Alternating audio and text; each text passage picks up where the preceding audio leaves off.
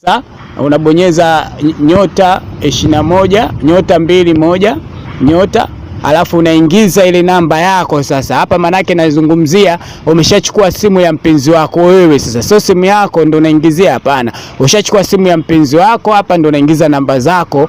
Unatakiwa uwe faster sana kwenye kuingiza namba ili mpenzi wako asijue wakati huo, sijui atakuwa yuko wapi. Kwa hiyo unaingiza namba yako kama mimi nakuonyesha hapa, mfano unaingiza 0656 46 17 09. Baada hapo unabonyeza na alama ya reli, unakuja kubonyeza okay, unaisikilizia.